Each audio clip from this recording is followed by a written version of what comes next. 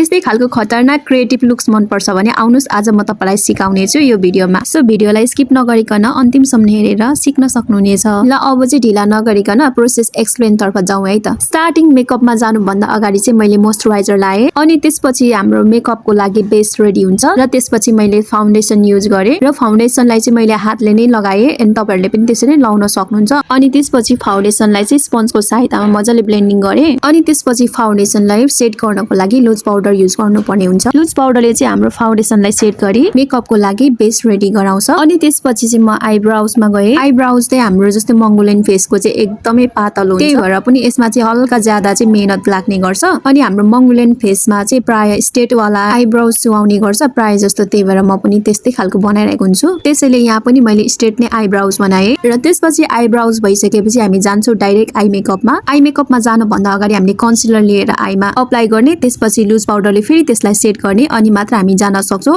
Finally I स्याडोमा। अनि आजको हाम्रो आई मेकअपको बेस भनेको चाहिँ कलर ब्लू हो, जसमा मैले स्टार्टिङमा स्याडो क्रिएट गर्नको लागि लाइट ब्लूलाई चलाएँ। लाइट ब्लू लिएर मैले हल्का मात्र यसलाई ब्लेन्डिङ गरेर यतिको बनाएपछि चाहिँ मैले गाजललाई लिएर चाहिँ क्रिएटिभ आर्ट बनाएँ। अनि यसलाई कसरी क्रिएट गर्ने भन्दाखेरि तपाईले भिडियोमा पनि हेर्न सक्नुहुन्छ। मैले चाहिँ आईको लास्ट पार्ट आउटर कर्नरदेखि विङ्स तार्नेको छु। यसलाई चाहिँ आँखा अनुसार सुहाउँदो तरिकाले तपाईले लिफ्टेड गर्न सक्नुहुन्छ र मैले विङ्सलाई चाहिँ हल्का ग्राफिक टाइपको स्टाइलमा अलिकति क्रिएट गरेँ। अनि त्यसपछि मैले आइबलको आउटर साइडमा स्टार बनाएँ। अनि हाम्रो आईको अप्पर मेकअप भइसकेपछि लोअर ल्यासेसको पालो भयो। लोअर ल्यासेसमा डार्क ब्लूलाई लिएर यतिको आई मेकअप भइसकेपछि तपाईले देख्न सक्नुहुन्छ मेरो आई मेकअप चाहिँ फिनिश भएको छ र फेस मेकअप पनि गरिसकेपछिको ट्रान्जिसन तपाईले देख्न सक्नुहुन्छ मेरो फाइनल लुक्स आजको क्रिएटिभ मेकअप। र आजको भिडियो यहाँसम्म हेरेर मेरो काम र सिकाइ कस्तो लाग्यो कमेन्ट गर्नु होला। अनि नेक्स्ट भिडियोको साथमा नआएसम्म किप वाचिङ, बाइ बाइ।